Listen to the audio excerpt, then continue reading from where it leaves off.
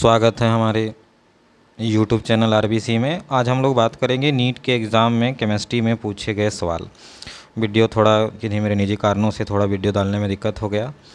मैं पूरा पेपर का सॉल्यूशन करूंगा। बहुत सारे वीडियो में या तो फिजिकल केमिस्ट्री, ऑर्गेनिक और इनऑर्गेनिक को अलग अलग करके लोग बनाए, लेकिन मैं एक साथ ही में आपके साथ में एग्जैक्ट आंसर निकालते हुए मैं आगे बढ़ूँगा।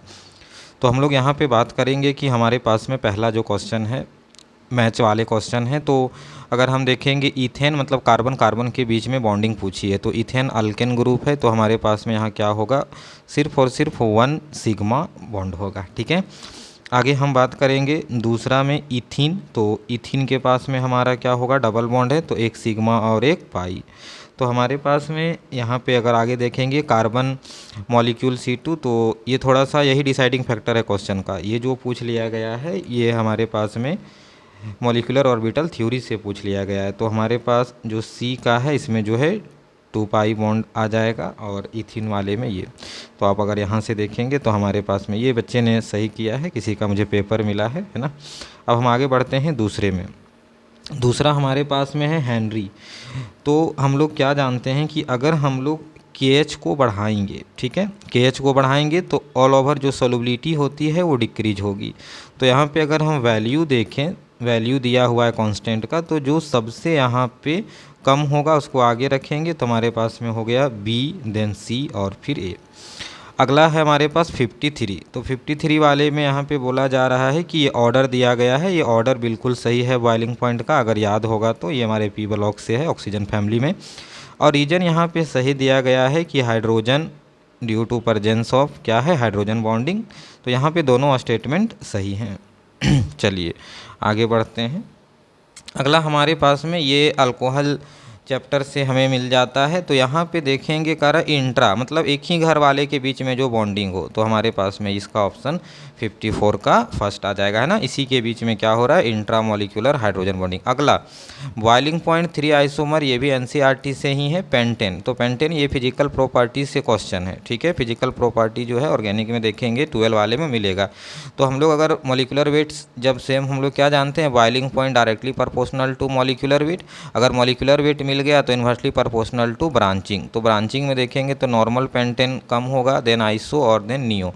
तो यहाँ पे ये ऑर्डर मतलब दोनों बात यहाँ पे ये बात सही है, मतलब ये स्टेटमेंट सही है। आगे हम देखेंगे इसका रीजन जो है हमने जो बोला वही सेम रीजन दे रखा है, तो ये भी हमारे पास में सही है। तो क्या हो गया 55 का। हाँ, अगला हम लोग पूछा SN1 रिएक्शन। देखिए जब तक SN1 फास्टर, तो SN1 का इंटरमीडिएट बनता है कार्बोकैटायन। तो कार्बोकैटायन इंटरमीडिएट बनता है, तो यहाँ पे जब तक नहीं ब्रेक करेंगे मॉलिक्यूल को तब तक हम लोग वहाँ पे नहीं देख पाएंगे।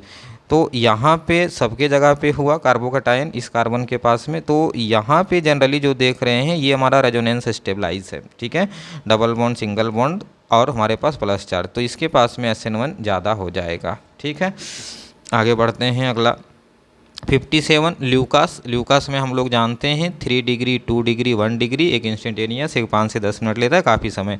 तो हम 3 डिग्री अल्कोहल के पास जाएंगे। अगला जो क्वेश्चन है 58, ये 58 ही क्वेश्चन जो है सबसे अच्छा है और यही बनाने लायक क्वेश्चन था, ठीक है। मैं इधर थोड़ा इरेज कर देता हूँ, यहाँ पे जगह लेगा। 58 ही सबसे थोड़ा सा ठीक ठाक क्वेश्चन था। अगर यहाँ पे कह रहा है ये लिमिटिंग रिएजेंट से क्वेश्चन है, 1 ग्राम सोडियम हाइड्रोक्साइड को जब हम लोग ट्रीट कर रहे हैं with 25 ml of 0.7 HCl solution, तो हमारे पास में जो इनका रिएक्शन आएगा वो रिएक्शन आएगा NaOH, ट्रीट कर रहे हैं हम HCl के साथ, तो हमारा बन जाएगा NaCl और बाहर निकलेगा H2O। तो यहाँ पे कह रहा है कि mass of sodium hydroxide left unreacted. तो यहाँ पे पता चल रहा है सोडियम हाइड्रोक्साइड वाले से, तो ये हो जाएगा एक्सेस में और ये हो जाएगा आपका लिमिटिंग रिएजेंट में। जब यहाँ से हम लोग निकालेंगे तो हम लोग मोलारिटी और नॉर्मलिटी ये सब तो पढ़ चुके हैं। तो हमारे पास में m इक्वल टू आता है number of mole of solute और वॉल्यूम इन लीटर। जब यहाँ पे सभी का वैल्यू निकालेंगे अलग अलग करके लिए, इसका 1 ग्राम के लिए, तो हम लोग जानते हैं कि इसके लिए हम क्या लिख सकते हैं 1/40। जब यहाँ से निकालेंगे आ जाएगा आपका 0.025, है ना, उसके मॉलिक्यूलर वेट के साथ में। जब इनके लिए लिखेंगे तो हमारे पास में जब उसी सेम कंडीशन करेंगे तो हमारे पास में आ जाएगा 0.01875। तो हमारे पास में यहाँ चेंज हम NaOH के लिए लिखा है, तो अगर हम NaOH के लिए नंबर ऑफ मोल निकालेंगे तो हमें यहाँ और इसको माइनस कर देंगे, जहाँ से इसको माइनस कर देंगे तो हमारा यहाँ वैल्यू आ जाएगा 0.625। अब फिर हम वेट नंबर ऑफ मोल निकाल रहे हैं तो हम उससे गुना कर देंगे, इसके गिवन जो वेट दिया यहाँ पे दिया मॉलिक्यूलर वेट से गुना कर देंगे तो हमारा जो है आंसर अब गुना करेंगे आ जाएगा 250 mm। ठीक है, अगला जो ऑर्डर है फर्स्ट आयनाइजेशन इंथैल्पी, तो फर्स्ट आयनाइजेशन इंथैल्पी का ऑर्डर मैं थोड़ा सा आगे लेकर के चलता हूं। तो इसके सिचुएशन पे हमें क्या देखने को मिलता है, एक हम लोग पढ़ते हैं full fill, half fill, partially filled, लेकिन यहाँ पे इलेक्ट्रोनेगेटिविटी के साथ देखेंगे तो नाइट्रोजन और कार्बन, नाइट्रोजन का ज़्यादा, यहाँ एक्सेप्शन होता है बी का ज़्यादा होता है बोरॉन से, तो ऑर्डर हमारा हो जाएगा 59। आते हैं 60 में पूछ रहा है कार्बोकैटायन, फिर है अल्फा हाइड्रोजन। देखिएगा तो यहाँ अल्फा हाइड्रोजन जो है हमारे पास 7 मिलेगा, सबसे most carbocation with 3 degree 2 degree, तो ये हमारा आंसर यहाँ पे 4 आ जाएगा। अगला देखते हैं activation energy of any chemical reaction calculated. Activation energy का सब फॉर्मूला जानते हैं कि हमारे टेम्परेचर के साथ काम करता है ना, तो टेम्परेचर के साथ में काम करेगा तो टेम्परेचर के साथ में चेंज होगा, मतलब rate difference of two different temperature 1/T1 - 1/T2 last में आता है ना हमारे पास में फॉर्मूला, उसी फॉर्मूला पे ये क्वेश्चन बेस्ड है। ठीक है, तो टेम्परेचर पे बात करते हैं। अगला है aniline does not go craft reaction, ये भी एनसीईआरटी के लाइन है, ये बिल्कुल सही स्टेटमेंट है। अगला है एनिलीन कैनोड भी, हाँ, तो गैब्रियल में जो है ये एलिलीन जो है ये एरोमेटिक कंपाउंड है और सिर्फ इसमें लिखा है एनसीईआरटी में एलिफेटिक बनता है, तो ये भी बात सही है, आंसर हमारा हो जाएगा फर्स्ट। अगला है अरेंज दी फ्लोरीन जो हाँ इलेक्ट्रोनेगेटिविटी तो हम लोग जानते हैं, ये जो 6-7 की क्वेश्चन आ जाता है कि फ्लोरीन का जो होता है सबसे ज़्यादा 4 होता है, फिर पीछे आते हैं तो 0.5 से घटता है, तो अगले का 3.5 मतलब हो गया फ्लोरीन, देन ऑक्सीजन, हाँ नाइट्रोजन, कार्बन, और नीचे है तो घटेगा ही, तो ये हमारा ऑर्डर चला जाएगा फर्स्ट। ठीक है, अब यहाँ पे 64 में देखते हैं, ये क्वेश्चन जो है हमारे इलेक्ट्रोकेमिस्ट्री के है, नंबर ऑफ मोल फैराडे के साथ में NF के साथ में निकालते हैं, तो यहाँ जब हम चार्ज ट्रांसफ़र करेंगे तो यहाँ पे चार्ज ट्रांसफ़र 0 और ये 2, मतलब इसका हो जाएगा 2F। अगला हमारे पास में यहाँ पे 7 और यहाँ पे 2, तो मतलब 5 का चेंज हुआ। ठीक है, 5 का चेंज हुआ। अगले में यहाँ पे 1 के लिए नहीं 1.5 के लिए, तो 2 जाएगा यहाँ पे कैल्शियम, CaCl2 से कैल्शियम में जाएगा तो +2 के साथ में चेंज करेगा, तो 1 के लिए 1.5 दिया, 1.5 2 दे 3 हो जाएगा, तो C का हो जाएगा फर्स्ट। ठीक है, तो 1 मोल यहाँ से चेंज करेगा, एक आयन का +2 से +3 में जाता है, तो ये हो जाएगा D का फर्स्ट, नहीं सॉरी D का थर्ड। तो ऑप्शन यहाँ देखेंगे तो हमारे पास में 64 का कौन आ रहा है, डिसाइडिंग तो ही कर दे रहा था, है ना, चलिए हो गया।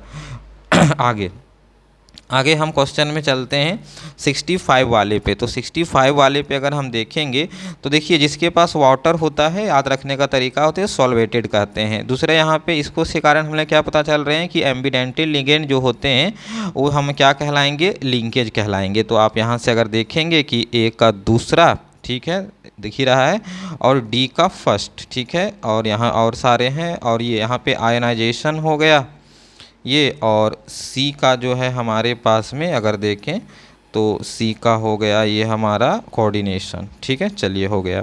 तो हमारे पास में इसका जो है आंसर कौन आ गया 65 का, अगर मिलाएंगे तो D का फर्स्ट। ठीक है, हाँ ठीक है, सही, बच्चे ने सही किया। अगला है NH3। NH3 सब कोई जानते हैं कैसा बनता है हमारा, ये जो हमारा है ये बनता है ट्राइगोनल पिरामिडल, है ना। ठीक है, और बाकी का अगर हम निकालते चलेंगे SF6 से पता चल नहीं जा रहा है कि ऑक्टाहेड्रल 6 से, तो यहाँ 66 का भी जो है ये फर्स्ट हो जाएगा। ठीक है, ये सब लगभग जो भी टीचर अगर पढ़ाते हैं केमिस्ट्री वो हर कोई कराते हैं, अब कोई भूलेगा नहीं कि कोटा में पढ़ाते हैं ऐसे वैसे, कुछ नहीं, जो भी करते हैं सबके पास में। चलिए, ये सेम अर्हेनियस इक्वेशन यहाँ दे रखा है, तो अर्हेनियस इक्वेशन का यहाँ पे एल के टर्म में कम से कम 3 इक्वेशन इनके याद होने पड़ते हैं। तो एक इसके टर्म में जो इक्वेशन होता है ln k equal to ln a minus जो होता है हमारे पास EA/RT। तो यहाँ पे अगर हम देखें तो ये हमारा हो गया y इक्वल टू इसको c माइनस mx, मतलब स्लोप नेगेटिव है, और स्लोप नेगेटिव है तो स्लोप नेगेटिव का ऑप्शन हमारे पास में कौन आ जाएगा 67, मतलब 4। ठीक, अगला हम लोग यहाँ पे एनर्जी के साथ रिलेशन जानते हैं, E जो होता है डायरेक्टली प्रोपोर्शनल टू जो है ना -13.6, तो लिख सकते हैं -Z²/n²। जब यहाँ सभी का वैल्यू पुट करेंगे जिस जिस सेल में जिस में दिया हुआ है स्टेट में, तो आपकी वैल्यू जो है -x में आ जाएगा। अगला है इंट्रॉपी। इंट्रॉपी जो है यहाँ पे ΔS पॉजिटिव होना चाहिए अगर हमेशा, तो देखिए इस कंडीशन पे एक ही में देखिएगा कि यहाँ टेम्परेचर कम हो रहा है, तो टेम्परेचर कम हो रहा है तो टेम्परेचर कम होगा तो S नेगेटिव हो जाएगा। तो ये बात बिल्कुल गलत है। अगर B गलत है, बस B गलत है, बाकी सब सही है, ठीक है। अगर देखेंगे यहाँ से भी चेंज हो रहा है और यहाँ भी ऑक्सीडेशन स्टेट में चेंज हो रहा है, ये सही। अगला है not a redox reaction. Redox reaction मतलब ऑक्सीडेशन चेंज होना चाहिए। देखिए यहाँ 2 का 2 है, सेम ही एक ही जैसा है। बच्चे ने सही किया तो मैं इसी का हिंट ले रहा हूँ, सेम चेंज में जाएगा तो ये नहीं शो करेगा। अगला पहुँचते हैं 71। तो 71 में जो है हमारे पास में अगर हम पहुँचे तो जैसे L जो है वो हमारा रिप्रेजेंट करता है, ये है ना, 4 तरह के जो हम लोग 3 होते हैं, एक कोई स्पिन को भी बोल देते हैं। तो यहाँ क्वांटम नंबर हर कोई इस चीज़ के बारे में बात करता है। तो हमारे पास में पहला जो है ये बताता है साइज ऑफ ऑर्बिटल, ठीक है। और ये जो साइज बताया है ना, एक सेकेंड, ये जो है, हाँ ठीक है, थोड़ा याद आ रहा है, साइज, हाँ साइज हो गया, साइज 71 में जो है अगर, हाँ तो यहाँ पे जो है ये क्या बताएगा हमारा सेकंड, उसी से पता चल जा रहा है। तो हमारे पास 71 का दूसरा। अगला अगर हम देखें 72 में तो पूछ रहा है कि मैग्नेटिक मोमेंट सेम यहाँ पे, तो मतलब जो नंबर ऑफ अनपेयर्ड इलेक्ट्रॉन है अगर वो हम देखें तो हमारे पास में होना चाहिए। तो जैसे इसके पास में अगर हम इसमें देखें तो 3d4 और इसमें जो है हमारा 3d6, जब पेयर करेगा तो दोनों पास में 2 चार्ज निकाल देगा तो 4 ही बचेगा। हाँ ठीक है, तो ये हमारे पास में आ गया इसका फर्स्ट। हाँ अगला है हाईएस्ट, तो जिसके पास में जितना ज़्यादा मोल होगा, ठीक है, जितना ज़्यादा मोल होगा उसी का सबसे ज़्यादा नंबर ऑफ एटम होते हैं। तो यहाँ पे हमारा फर्स्ट। अगला है नीचे जाते हैं तो -2 जो है ऑक्सीडेशन स्टेट घटता है, तो आंसर हो जाएगा पोलोनियम। हाँ ये भी NCERT से है, डी ब्लॉक का क्वेश्चन है कि Mn+3 से Mn+2 couple is a more positive. तो रीजन क्या है कि हमारा जो कॉन्फ़िगरेशन है कहाँ जाता है, पार्शियली फील्ड से हाफ फील्ड की ओर, मतलब D4 टू D5 की ओर बढ़ता है। अगला हम लोग देखते हैं कौन ग्लूकोज का टेस्ट नहीं, ये भी NCERT बायोमोलिक्यूल का है। तो अगर हम 76 में देखेंगे तो एक हमारा सिर्फ रिएजेंट और सोडियम हाइड्रोजन सल्फेट, ये वाला कहीं आपको नहीं दिया गया है, तो आंसर आपका बी और ई में आ जाएगा। चलिए इसमें देखते हैं, यहाँ पे ट्रांसफॉर्मेशन पूछा है। तो देखिए यहाँ पे डबल बॉन्ड है, डबल बॉन्ड यहाँ टूट करके और यहाँ अल्कोहल बना है। तो देखिए अगर हम यहाँ पे डबल बॉन्ड मतलब मार्कोनिक का रूल और एंटी मार्कोनिक का रूल, ये इस रिएक्शन के बारे में हम लोग पढ़े होंगे, हाइड्रोबोरेशन ऑक्सीडेशन। तो यहाँ पे जो हमारा प्रोडक्ट बनेगा, ये जो प्रोडक्ट हम लोग यहाँ बनाएंगे, हमारा प्रोडक्ट एंटी मार्कोनिक को फॉलो करेगा। और यहाँ पे CH2 और यहाँ पे हो गया CH2 और यहाँ हमारा आ जाएगा CH2 और OH। अब यहाँ पे हमारा प्राइमरी अल्कोहल है, प्राइमरी अल्कोहल से हमारा एल्डिहाइड बनेगा, तो हम लोग यूज करेंगे PCC का। जैसे हम लोग PCC का यूज किए तो हमारा ये कंपाउंड बन जाएगा, ठीक है। चलिए सही किया है बच्चे ने।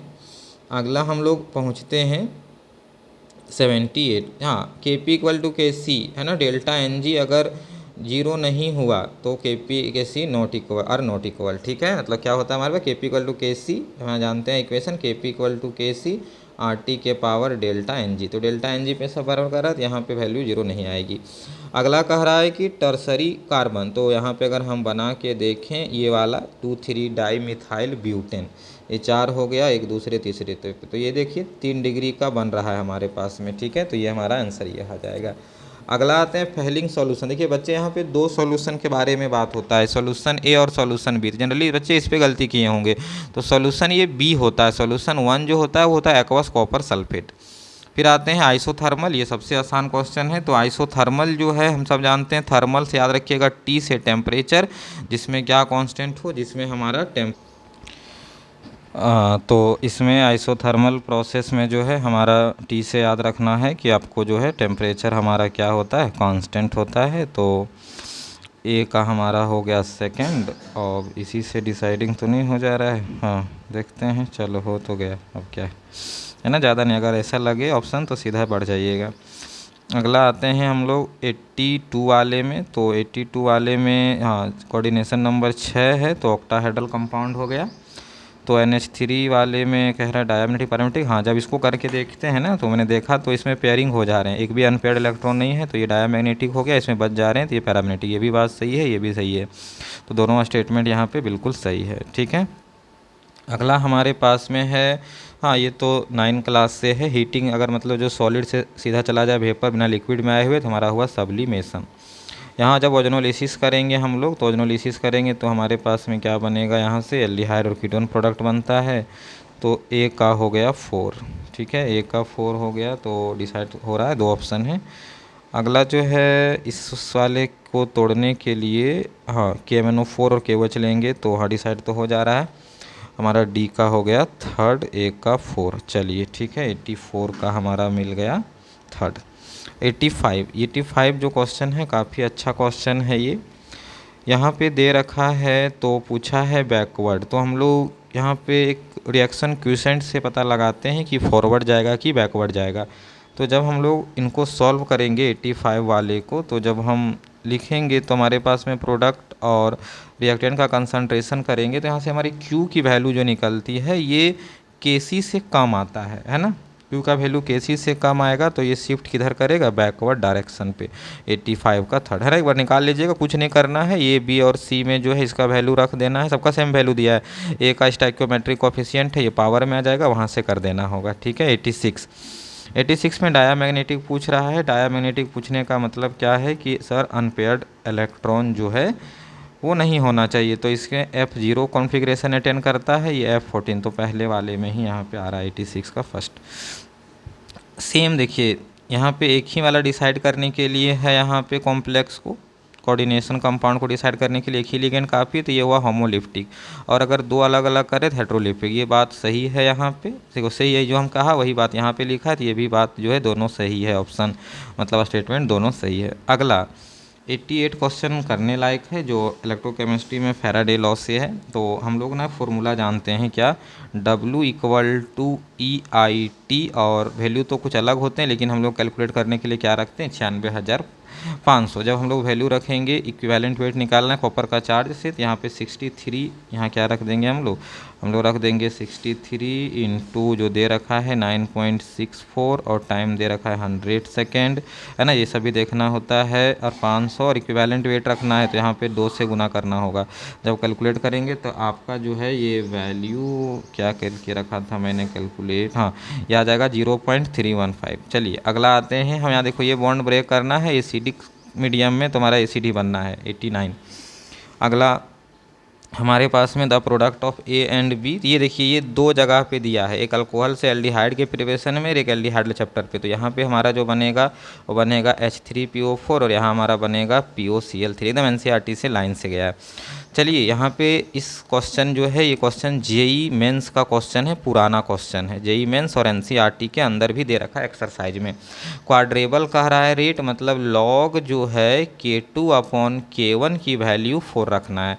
आगे हम लोग फार्मूला जानते हैं, फार्मूला अगर हम आगे बैठा दें तो हमारे पास में क्या आता है आगे का, तो हम लोग आगे हमें एक्टिवेशन एनर्जी के बारे में पूछ रहा है, हाँ, तो आगे हमारे पास में EA/2.303 R और 1 टेम्परेचर दे रखा है, टेम्परेचर केल्विन में पुट करिएगा, 1/T1 - 1/T2। तो जब यहाँ वैल्यू रखेंगे सबका तो हमारा आ जाएगा 38.04, है ना, तो इसका वैल्यू 19.1 होता है, जिसमें आंसर दिया है किलो जूल में, तो आर की वैल्यू उसी में रखिएगा। ये क्वेश्चन जो एक्सपेरिमेंटल केमिस्ट्री था वहाँ से उठाया गया है। तो जब प्रिवेंट करते हैं हम लोग, तो हम यहाँ यूज करेंगे सिर्फ और सिर्फ डाइल्यूट सल्फ्यूरिक एसिड का यूज करते हैं। चलिए यहाँ पे देखिए ये रिप्लेस करेगा OH को, और यहाँ पे बन जाएगा Br, ठीक है, Br बन जाएगा। दूसरे में अल्कोहलिक KOH है, तो यहाँ अल्किन का फॉर्मेशन होगा डबल बना, बिल्कुल सही है, 93 का फर्स्ट ही आएगा।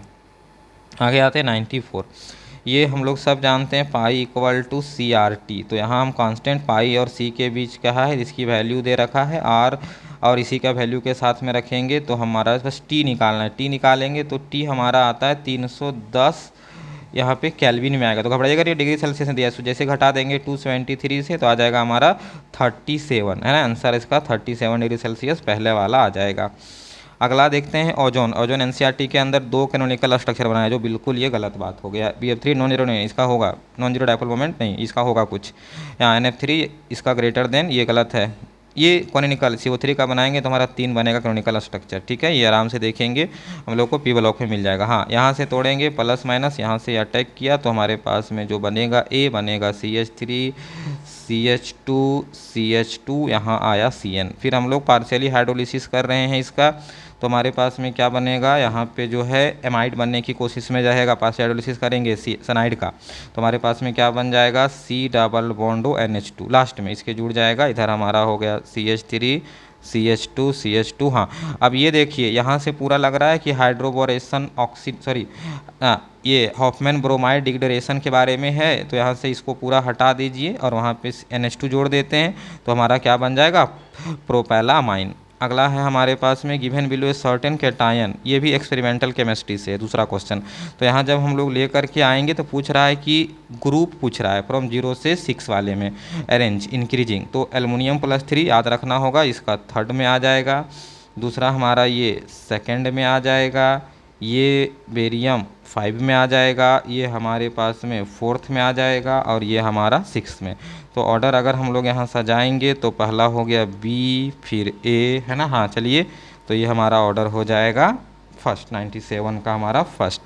अगला 98 आते हैं, पहुँचने वाले हैं। यहाँ पे देखिए सेम क्वेश्चन है, वर्क डन निकालने के लिए फॉर्मूला W = हम लोग क्या पढ़े हैं, -2.303 nRT log जो हमारे पास P1/P2 है ना, दो अलग अलग। जब यहाँ पे सॉल्व करेंगे सबका वैल्यू रखेंगे, R की वैल्यू दे रखा है तो हमारे पास वैल्यू आ जाएगा -413.14, ठीक है, ये वैल्यू हमारा आ जाता है।